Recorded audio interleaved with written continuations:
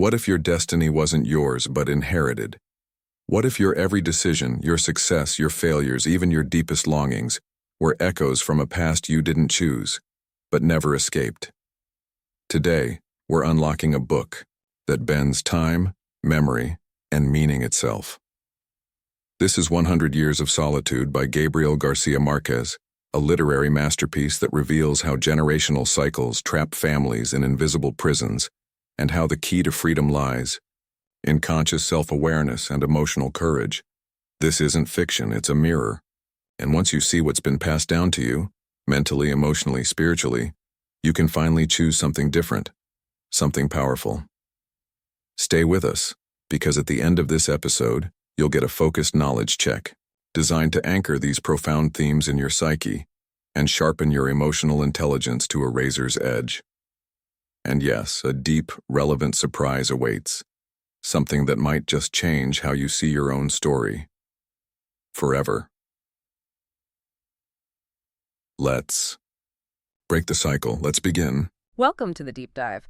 Today, we're venturing into the really extraordinary literary world of Gabriel Garcia Marquez. We'll be focusing on those excerpts you shared with us. Right. These selections, they give such a fascinating glimpse into his unique way of storytelling. Exactly. And our goal here is to kind of unpack the core elements, what makes his work stick with you. Precisely. And for you, our learner, think of this deep dive as, well, a focused exploration.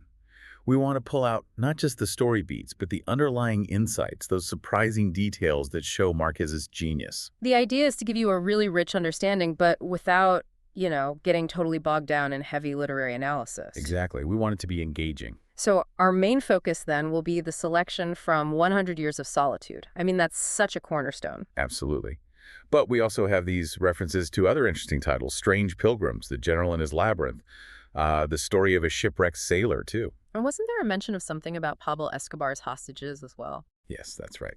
So while Solitude is definitely our main text today, if we see interesting connections, thematic links popping up with the others, we'll definitely, explore those too. Okay. Our mission really is pretty straightforward. Yeah. To really get into the fundamental stuff in Marquez's narrative style. We'll be looking at those recurring ideas, how communities start and change. That amazing mix of the real and the fantastical. And those cycles, right. History, personal lives repeating themselves, all seen through the passages you provided. Yeah, exactly. Okay, let's unpack this then. We should probably start right at the beginning, the founding of Macondo. You've got Jose Arcadio Buendia, the visionary, full of these huge ideas. And right away, he's contrasted with Ursula. Yeah. So practical, so grounded. Yeah. What strikes me immediately is that tension. It's right there from the start. It really is. Jose Arcadio is dreaming up this almost mythical place. But Ursula's concerns are just so human. Like basic survival, belonging. That line of hers, a person does not belong to a place until there is someone dead under the ground. Wow. It says so much, doesn't it? About connection to the land, the weight of ancestors. It makes you think, what actually ties us to a place? Is it the dreams or the history buried there? It really sets the stage for, everything that comes after. He's chasing this ideal, and she's putting down roots, making actual history. And you see that fierce independence early on, too, that almost defiant isolation. Yeah, Jose Arcadio Buendia standing up to Don Apolinar Moscote, the government trying to interfere. Exactly. And his line, "We are so peaceful that none of us has died even of a natural death. We still don't have any cemetery." It just highlights how separate Macondo is initially. Separate from normal rules, even from the normal cycle of life and death. Right. It sort of begs the question, can a community really exist outside those basic facts of life for long? And then Milquiades shows up, this mysterious figure with his inventions. Milquiades, yes. And these inventions, they fascinate Jose Arcadio, but they also seem to really unsettle him, the daguerreotype especially. That's where it gets really interesting, I think, his reaction to the photo. It's this fear of time passing, isn't it, of his own mortality? Totally. The idea that his image stays, but he fades away. It's deeply disturbing to him. It's almost the opposite of how we usually think of photos. Capturing a moment, he sees it as proof he's temporary. And Ursula feels uneasy too, right? Doesn't want to look foolish later on. Yeah, she shares that hesitation, and yet they still take that one family picture. Why do you think they do it then, despite being so wary? Maybe Maybe it's that human urge to leave something, even if it feels fraught. Or perhaps it's Melchides' influence. It's ambiguous. That ambiguity is key, isn't it? Okay, moving on. There's this strong sense that the past in Macondo isn't really past. It's like alive. Oh, definitely. Look at Ursula's family history. That trauma from Sir Francis Drake attacking Riohacha centuries ago. Yeah. It feels so present. It's like a foundational wound for the family, almost. Her great-great-grandmother's experience still echoing. Exactly.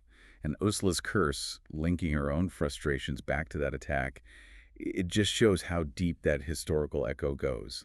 It's not just a story. It's in their emotional DNA. Makes you wonder how much of that shapes us, things that happened generations ago. A lot, probably. And then there's that other layer of the past influencing the present, the fear of incest. Right, the iguanas, that almost mythical fear, but rooted in their actual family tree. It really highlights how closed off they were at the start. Ursula and Jose Arcadio are cousins, after all. And their relatives were worried about it. It shows they knew the risks, the potential consequences of that isolation. It's that tricky balance, isn't it, between close family ties and the dangers of being too cut off. So the line between real and fantastic just keeps getting blurrier, like with Prudencio Aguilar's ghost. Yeah, and the ghost isn't just, a spooky element. It's the reason Jose Arcadio leaves and founds Macondo. It's a catalyst. What's interesting is how Jose Arcadio feels for the ghost. That loneliness, needing water for the wound, it kind of humanizes it. It does. It suggests this permeability between the living and the dead. Shared feelings, unfinished business crossing that line makes you think about how guilt or regret can shape our reality, our choices. And then comes the insomnia plague, which is way more than just not sleeping. Oh, that's terrifying. It's about memory disappearing.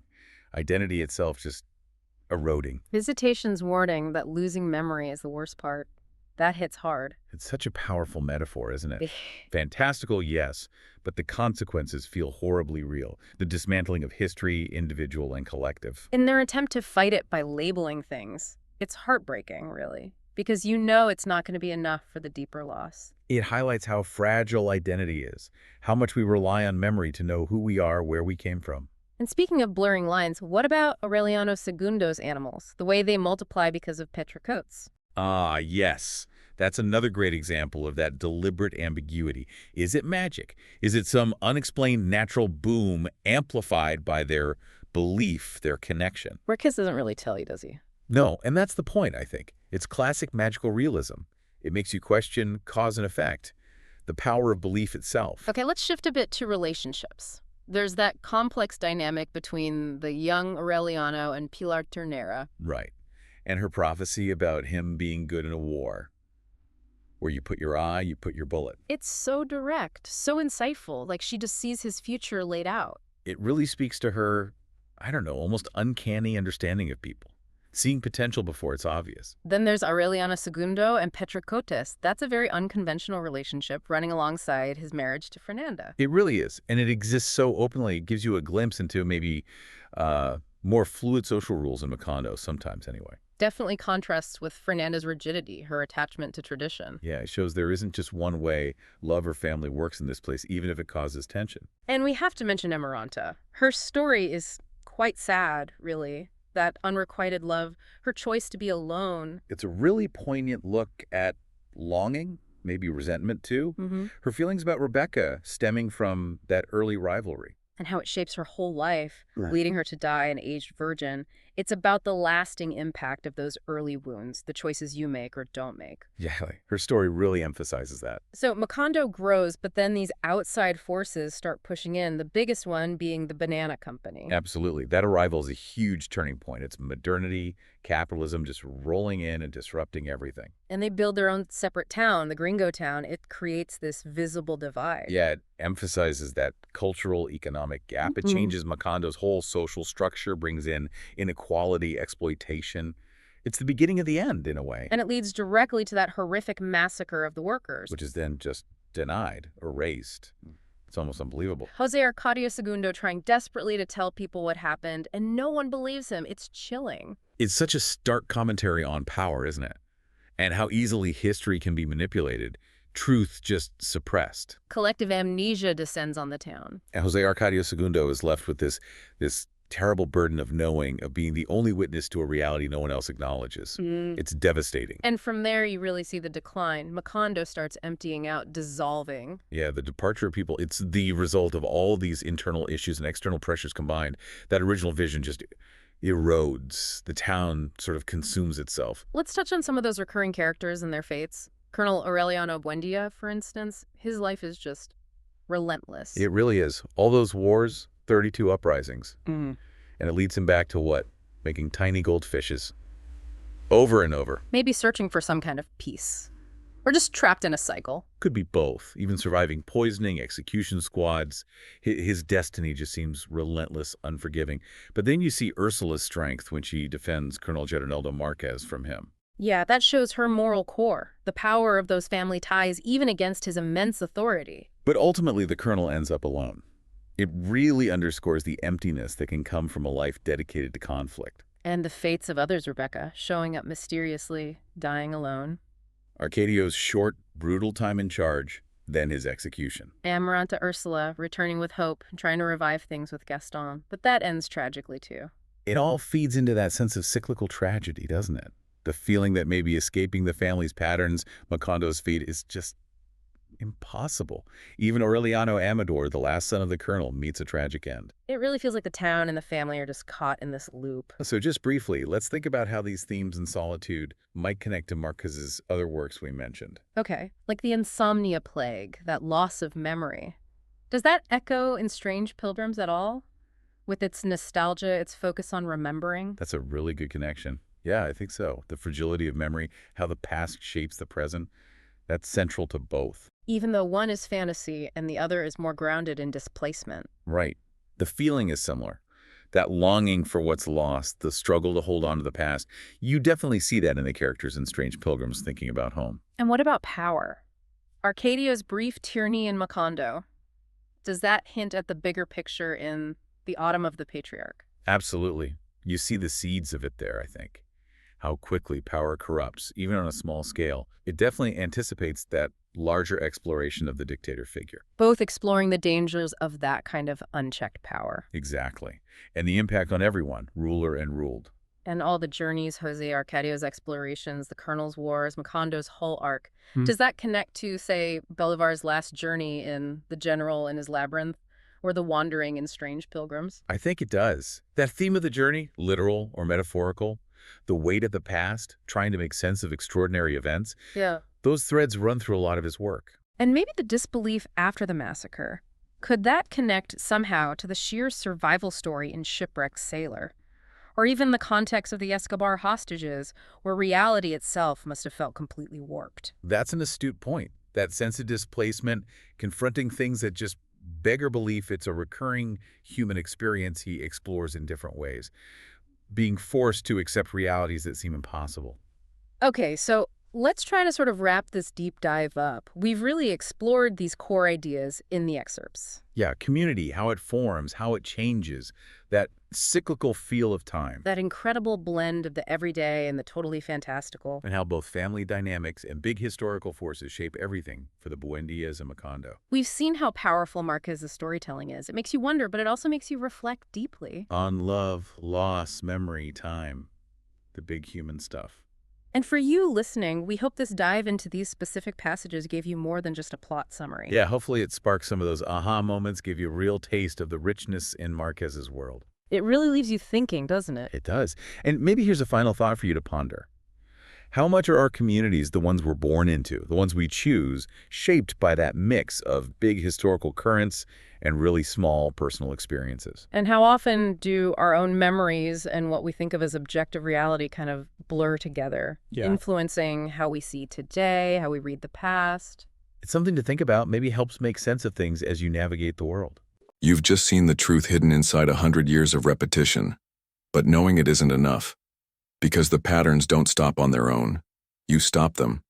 If you walk away without reflection, you risk continuing loops that never belonged to you. But if you subscribe now and commit to this journey, you join a tribe of thinkers who rewrite legacies and forge generational breakthroughs. Smash that like button if you're done living someone else's story. Explore the powerful. Links below to gain tools that help you recode your future starting today. Because around here, we're not just telling stories. We're reclaiming destinies. Now, Angelina and I are diving deeper, exposing how Marquez's magical realism reveals real psychological chains.